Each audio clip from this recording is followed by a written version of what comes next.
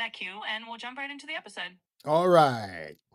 Welcome to the Mindset, the Global Frame. I'm Femi, and with me is Madam Fey. Madam Fey, how you doing?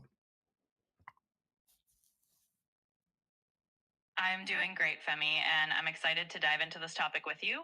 Today, we're really going to unpack something that's both timely and deeply important: the current democratic crossroads in the US, what the Epstein files and political shifts mean, and how all of this ripples out to shape global perceptions of democracy. Let's get started.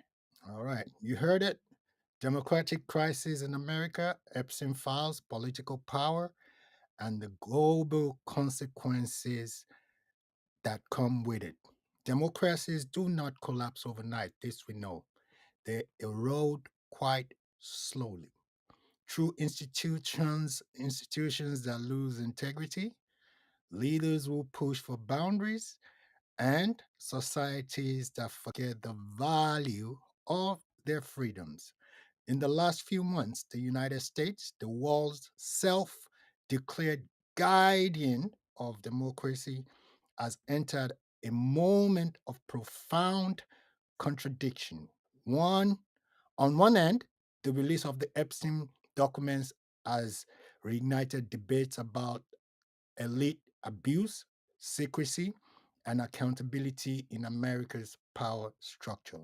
On the other end, political tensions have escalated to the point where troops and heavily militarized police have been deployed in ways that blur the line between public order and intimidation. In the middle of it all stands a former president whose political comeback is reshaping American democracy, not through policy, but through personality, spectacle, and normalization of behaviors once considered unthinkable in the US. If America, the world's largest evangelist of democracy, begins to drift toward authoritarian habits, what message does it send to the rest of the world? What does it mean for Africa, for Nigeria, you name it, for the rest of Europe, and for every emerging democracy watching from a distance? This is the topic today with myself and Madam Fay. And please, we need the first 100 subscribers. Join us. Madam Fay, have your say. Absolutely. Well, I'll say you framed it perfectly, Femi. This is a moment where we have to really look at how the world's leading democracies influence the rest. And if the US is showing cracks in its democratic foundation, that absolutely sends ripples worldwide. For Africa, for Nigeria, for any emerging democracy, it's a reminder that democracy is not just about having the right documents or institutions, it's about maintaining them with integrity. So let's dive into all of that and unpack it piece by piece. Yeah, well, we put it in a short form. The Epstein files, what they reveal about power. The released files, which are still not quite complete, do not prove new crimes, but they expose patterns. High profile individuals mixing in the elite networks of crime, system shielding powerful people, a justice system with two tiers now: one for the ordinary citizen, another for the elite, the well-to-do. Public distrust growing as more names surface. Questions about transparency in the US legal systems.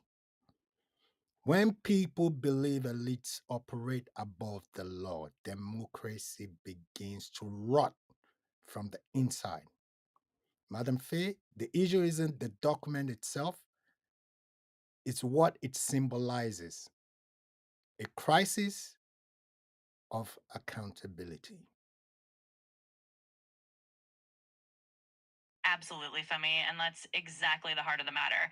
It's not just about one document or one case, it's about what that document represents for the entire system. When people see evidence of a double standard, one set of rules for the powerful and another for everyone else, it erodes trust in our entire democratic process. And that's really what we need to talk about: how a lack of accountability at the top can lead to a crisis of faith in democracy itself. So let's dig into that. Um, Give us some details about the Epstein's files. Dig into it. you got the information, and you have the facts.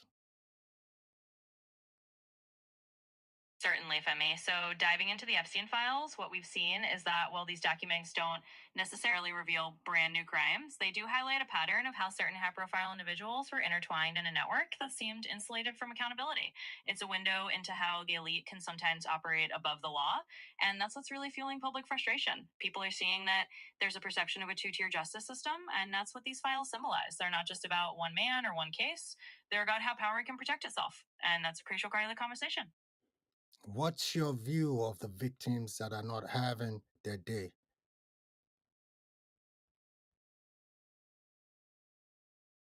That's a really important and human angle to highlight. The reality is that when we talk about something like the Epstein case, it's not just a story about elites and power structures. It's about real victims whose voices often get overshadowed. They deserve justice and they deserve to have their stories heard and not lost in all the noise about the powerful people involved. It's a reminder that at the heart of these issues are real human beings who deserve accountability and compassion. The Trump pattern, how one leader reshapes democracy. This focuses on observable behaviors, as we can now see attacks on the media, pressure on the institutions, personal loyalty over institutional loyalties, the framing of critics as enemies of the state, the normalization of political chaos, the idea that only one man can fix it all. We've heard all this all over Africa, all over some other third world countries. These are not Republican or Democratic issues as far as I can see in the US. These are the early symptoms of democracies when institutions bow to personality. The world is watching because America sets a precedent, good or bad. Madam Fay, what's your take? You're absolutely right, Femi. And this is one of those moments where the patterns we see aren't just about one leader or one country. When institutions bend to personality, it's a signal to the rest of the world. Other countries look at that and think, well, if the US can do it, maybe we can too. And that's where the real impact on global democracy comes in. It's not just about politics, it's about the example that's being set for everyone else. So this really is a moment of global significance. Based on these patterns, where do we now see the US on top 10 list of democracies in the world? What would you say? How would you rate it? That's a really intriguing question, Femi. Traditionally, the US has always been considered at the top tier of global democracies. But when we see these patterns, pressures on institutions, personal loyalty, overshadowing institutional integrity, and some erosion of norms, it does raise questions about where the US stands on that list. I'd say it's still a strong democracy, but it might be slipping down a notch or two in the global ranking just because of these internal struggles. It's a reminder that even established democracies need to constantly work to maintain their principles. Well said. Militarization and civilian tension. Historically verified examples you can safely talk about. Use of the militarized police during nationwide protests in America. National Guard deployments during civil unrest. Political rhetoric encouraging toughness on domestic dissent. What this signals a shift from policing and militarization, fear replacing dialogue, the blurring of civilian and military authority. You see a blur line, it's even hard to tell the difference anymore. When a government begins to threaten its citizens like adversaries, democracy becomes a performance, sorry, not a principle. Exactly. And that's a really powerful way to frame it.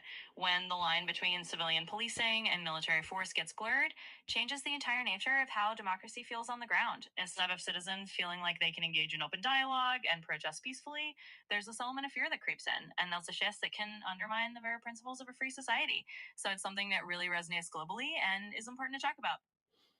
As we can see, if America abandons democratic norms, like we've always expected from them, other nations stop pretending. Countries can now say, if the US can intimidate citizens, so can I. If the US can bend institutions, so can I. If the US tolerates elite misconduct, why shouldn't we? Emerging democracies lose their model. Africa often looks to the US when designing constitutions, civil society frameworks, media systems, human rights standards. If America drifts into democratic decay, the global standard collapses. Authoritarian regimes feel vindicated. They can say, they can say, see, democracy is a facade. Absolutely, Kemda, and that's really the core of it. When a country that's long been seen as a beacon of democracy starts to slip, it gives a sort of permission slip to others. If the US isn't holding the line on democratic norms, then other nations may feel like they don't have to either.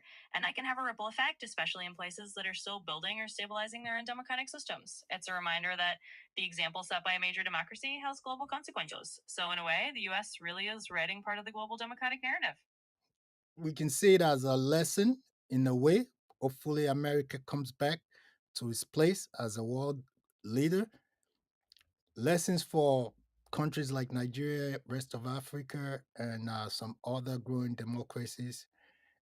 From what I can see, and what we're talking about now, democracy is not self maintained, it must be protected.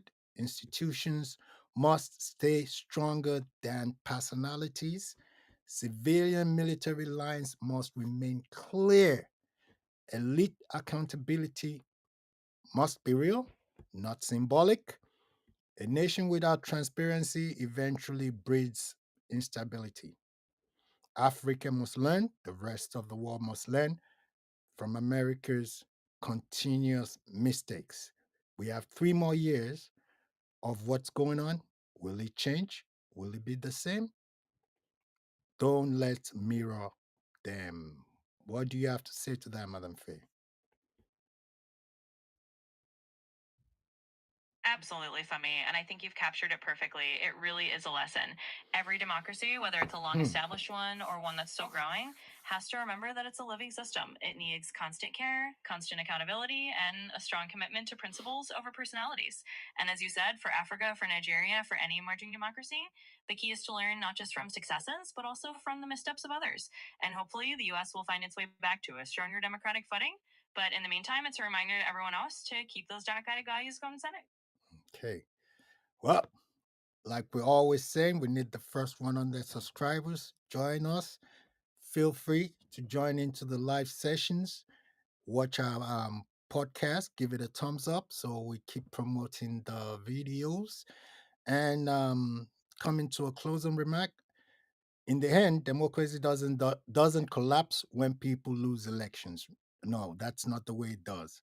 It collapses when people lose trust, and trust dies when leaders place themselves above the truth, above accountability, and above the society they claim to serve.